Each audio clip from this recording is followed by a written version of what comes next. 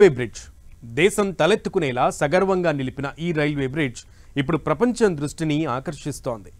జమ్మూ కశ్మీర్కే కాదు దేశానికే తలమాణికంగా నిలుస్తోంది.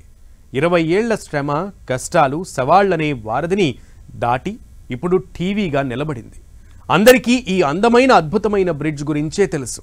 కానీ ఒక్కసారి రివైండ్ చేస్తే ఈ సక్సెస్ స్టోరీ వెనుక సాహసమే శ్వాసగా సాగిన 2 దశాబ్దాల జర్నీ, ఓ తెలుగు మహిళా ఇంజనీర్ పడిన కఠోర శ్రమ కనబడుతుంది.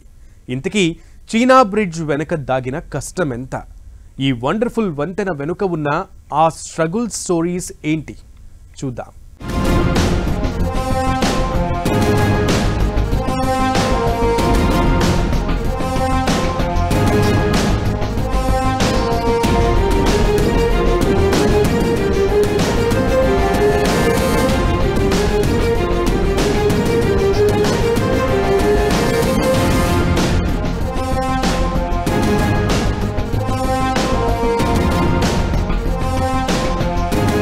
అందమైన చీనాబ్ రైల్వే బ్రిడ్జ్.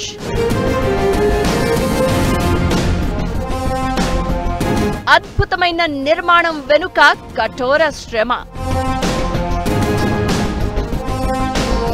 వందల మంది ఇంజనీర్లు, వేలాది కార్మికుల కృషి. ప్రతికూల పరిస్థితుల్ని అనుకూలంగా మార్చుతూ నిర్మాణం.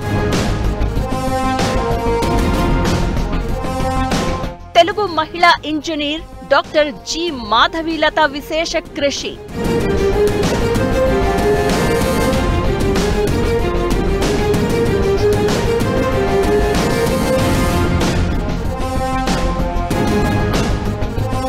తాజ్ మహల్ నిర్మాణానికి రాళ్లెత్తిన కూలీలెవరు అంటూ శ్రీశ్రీ తన మహాప్రస్థానంలో ఓ లైన్ రాస్తారు.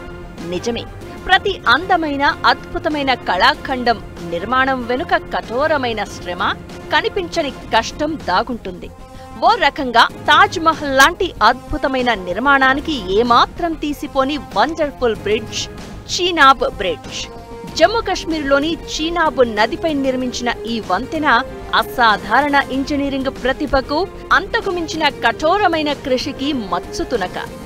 తాజ్ మహల్ ను కట్టేందుకు వేల మంది కూలీలు 22 ఏళ్లు కష్టపడ్డారు.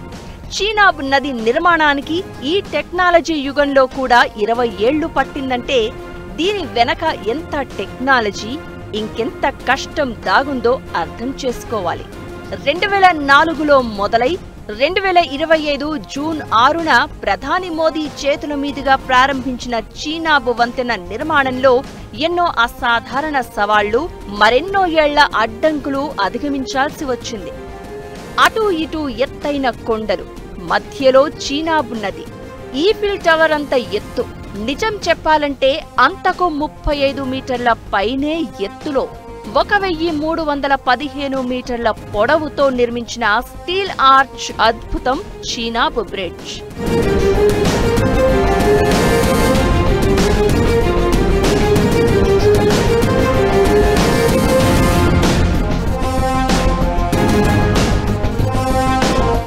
దీన్ని కట్టేందుకు ఆఫ్ఘాన్స్ ఇన్ఫ్రాస్ట్రక్చర్, డాక్టర్ జి మాధవీలత లాంటి జియోటెక్నికల్ నిపుణులు కలిసి రేయింబవళ్లు పనిచేశారు. 120 ఏళ్ల లైఫ్ టైంతో కట్టేందుకు సుమారు 20 ఏళ్లు దీనిపైనే వర్కౌట్ చేయాల్సి వచ్చింది. 1486 కోట్ల రూపాయల ఖర్చు. అత్యంత కఠినమైన పరిస్థితులను ఎదుర్కొంటూ దశల వారీగా పూర్తి చేసిన ఈ బ్రిడ్జ్ అడుగడుగున సవాళ్లతో కట్టింది. ఎప్పుడైతే చీనాబ్ బ్రిడ్జ్ కట్టారో అది మనకు అదృష్టంగా తెలుగు ఇంజనీర్ కూడా ఇదే ఆ మాధవీలత అనేవారు మొదలుకొచ్చి, ఆమె రాక్ ఇంజనీర్, రాళ్ల మీద బ్రిడ్జ్లు కట్టే expert, Indian institute of science అని వెతికి తీసుకొచ్చి కట్టించడం మనకు కూడా మంచిది. హిమాలయ గార్జ్లో చీలికలతో కూడిన రాళ్లు, దృఢంగా లేని కొన్ని రాతి పొరలు, కొండవాలు ప్రాంతాలు ఇలా చీనాబ్ బ్రిడ్జిని అసలు నిర్మించగలమా అనేలా చేశాయి. కానీ అక్కడి వాతావరణ, భూగర్భ పరిస్థితులకు అనుగుణంగా డిజైన్లలో మార్పులు, సరికొత్త సాంకేతికత, పరికరాలు, మెటీరియల్ వాడకంతో ఈ బ్రిడ్జిని స్ట్రాంగ్ గా నిర్మించారు. గంటకు 280 కిలోమీటర్ల వేగంతో గాలులు వీచినా ఇది చెక్కు చెదరదు. ప్రారంభంలో నదిపై బోటులు కాలినడకన ఈ కొండ ప్రాంతాల్ని ఎక్కాల్సి వచ్చేది. చిన్న వస్తువును తీసుకువెళ్లడం కూడా గగనంగా మారేది.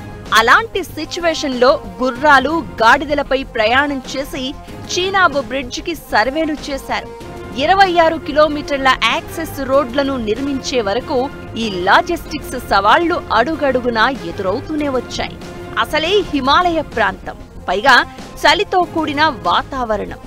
కార్మికులతో పని చేయించడం అంటే మాటలు కాదు. పైగా భారీ పరికరాలను ఉపయోగించి ఫౌండేషన్స్ వెయ్యాల్సి వచ్చింది. రాక్ యాంకర్స్, సిమెంట్ గ్రౌంటింగ్ తో స్టీల్ రాడ్లను ఉపయోగించి ఏటవాలు ప్రాంతాలను స్థిరపరిచేలా చదును చేసిన తీరును ఇప్పటికీ అక్కడి కార్మికులు గుర్తుకు తెచ్చుకుంటారు. ఇవన్నీ ఒకెత్తైతే జమ్మూ కశ్మీర్లో టెర్రరిస్టుల బెదిరింపులు ప్రతి దశలోనూ చీనాబ్ బ్రిడ్జ్ కట్టేందుకు అడ్డుకున్నాయి.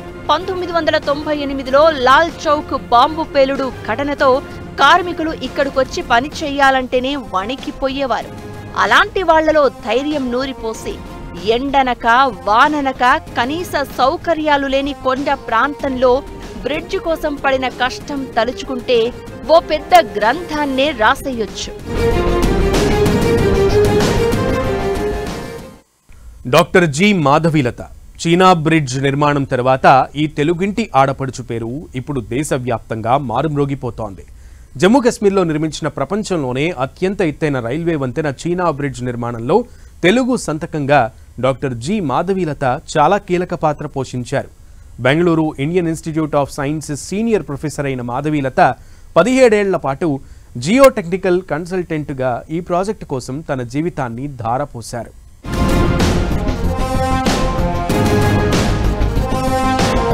చీనాబ్ నదిపై రైల్వే బ్రిడ్జ్ ఇంపాసిబుల్. అది భూకంపాలు, ప్రకృతి విపత్తులు జరిగే ప్రాంతం. అక్కడ బ్రిడ్జ్ నిర్మాణం అసాధ్యమని చాలా మంది అన్నారు. భూమి అస్థిరంగా ఉంటుంది. వరదలు, ప్రకృతి విపత్తులు వస్తే వంతెన కూలిపోయే ప్రమాదం ఎక్కువన్నారు. కానీ IISc senior geo technical engineer doctor Madhavilatha బృందం దాన్ని ఖాతరు చేయలేదు. డిజైన్లను మార్చి ప్రతికూల వాతావరణ పరిస్థితుల్ని తట్టుకునేలా చేస్తే 100 ఏళ్ల వరకు వంతెనకు ఢోకా ఉండదన్నారు. తన ఇంజనీరింగ్ అనుభవాన్ని ఈ బ్రిడ్జ్ కోసమే ధారపోశారు. 1992లో జేఎన్టీయూ నుంచి సివిల్ ఇంజనీరింగ్ లో డిస్టింక్షన్ తో బీటెక్ పూర్తి చేసిన Madhavilatha Warangal national institute of technology నుంచి జియో టెక్నికల్ ఇంజనీరింగ్ లో MTech gold medallist. 2000లో IIT Madras నుంచి జియో టెక్నికల్ ఇంజనీరింగ్ లో డాక్టరేట్ పొందిన ఆమె ప్రతిష్టాత్మక చీనాబ్ వంతెన కోసం ప్రాణం పెట్టి పనిచేశారు. బ్రిడ్జ్ ఉన్నది చాలా మారుమూల ప్రాంతం. దీంతో అక్కడికి వెళ్లడమే కష్టంగా ఉండేది. అందుకే మొదట్లో స్థానికుల సాయంతో అమర్నాథ్ యాత్ర తరహాలో గుర్రాలు, గాడిదల్ని ప్రయాణాలకు వినియోగించుకున్నారు. మొదట్లో వాహనాలు వెళ్లడానికి కూడా వీల్లేని ప్రాంతాన్ని ముందుగా లాజిస్టిక్స్ కోసం చిన్న చిన్న రోడ్లను నిర్మించారు. ఓ ట్రెక్కింగ్ల ప్రతికూల పరిస్థితుల్ని అనుకూలంగా మార్చుకున్నారు. ప్రాథమిక సర్వేలో భూగర్భ పరిస్థితులు అస్సలు అనుకూలంగా లేవని భావించారు. కానీ పట్టు వదలకుండా టీం డిజైన్లను మార్చారు. 2 కొండలపై ఎక్కువ బరువు పడకుండా డిజైన్ యాజ్ యు గో అనే వినూత్న విధానాన్ని అనుసరించారు. మామూలుగా అయితే ఒక ప్లాన్ డిజైన్ చేసుకుని దాని ప్రకారం వెళ్లడం ఇంజనీరింగ్ లో ఫాలో అయ్యే పద్ధతి. కానీ చీనాబ్ వంతెన ప్రాంతంలో దీనికి విరుద్ధమైన పరిస్థితులున్నాయి. కాబట్టి నిర్మాణ సమయంలో ఎలాంటి పరిస్థితులు ఎదురవుతాయి, దాన్ని ఎలా అధిగమించాలన్న కాన్సెప్ట్ తో డిజైన్ యాజ్ యు గో అనే పద్ధతిని ఫాలో అయ్యారు. చీనాబ్ వంతెనలో rock anchors, cement grouting, steel రాడ్లను ఉపయోగించి స్లోప్ స్టెబిలైజేషన్, ఫౌండేషన్ డిజైన్లను సమస్యలకు తగినట్లు సర్దుబాటు చేయడం చాలా కష్టమైన పని. దాన్ని కొన్నేళ్ల పాటు చేశారు. రాక్ యాంకర్లు వంతెన పరిస్థితులను పెంచుతాయి. పైగా రైలు ప్రయాణం సమయంలో కుదుపుల్ని తట్టుకునేలా పియర్, అంబర్ట్మెంట్ల కోసం వాలు ప్రాంతాల్లో లోతైన ఫౌండేషన్లు వేశారు. దీనికోసం రాత్రింపగళ్లు పని చేయాల్సి వచ్చింది.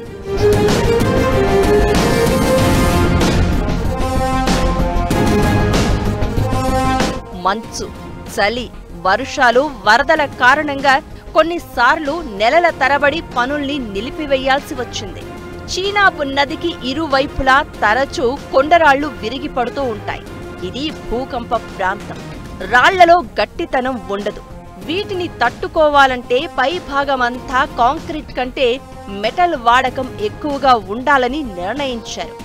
బరువు కొండ ప్రాంతంతో పాటు భూభాగం పైన ఎక్కువగా ఉండేలా ఆర్క్ టైప్ డిజైన్ ను ఎంచుకున్నారు. ఇది డ్యామేజ్ రేటును తక్కువ చేస్తుంది. వంతెన ఉన్న ప్రాంతంలోనే కాకుండా అటూ ఇటూ కొండలకు కిలోమీటర్ దూరం వరకు కాంక్రీట్ స్టీల్ ను వాడి బలమైన పిల్లర్లు, పియర్, అంబార్ట్మెంట్లను వేశారు. దీంతో బ్రిడ్జి మధ్య భాగం బరువు లేకుండా తేలికగా జాయింట్ అయింది. ఒకవేళ ఏదైనా ప్రకృతి విపత్తులతో డ్యామేజ్ జరిగినా ఆ భాగం వరకు అప్పటికప్పుడు రిపేర్ చేసేలా జాయింట్స్ సిస్టంతో నట్లు, బోల్టులు అమర్చారు. ఇలా రకరకాల పద్ధతులతో చీనాబ్ బ్రిడ్జ్ ని దృఢంగా నిర్మించారు. మరో 120 ఏళ్ల వరకు ఎలాంటి ప్రకృతి విపత్తులకు ఇది చెదరదు అని నిపుణులు అంటున్నారు. జమ్మూ కశ్మీర్తో దేశంలోని ఇతర ప్రాంతాలకు కనెక్టివిటీని పెంచే ఈ బ్రిడ్జ్ కేవలం ఒక నిర్మాణం కాదు, కఠోర శ్రమ, నిరంతరం సవాళ్లతో సాగిన ఒక సుదీర్ఘ ప్రయాణం. అందుకే ఇది తాజ్ మహల్ కు ఏమాత్రం తీసిపోని ఓ అందమైన, దృఢమైన కట్టడం.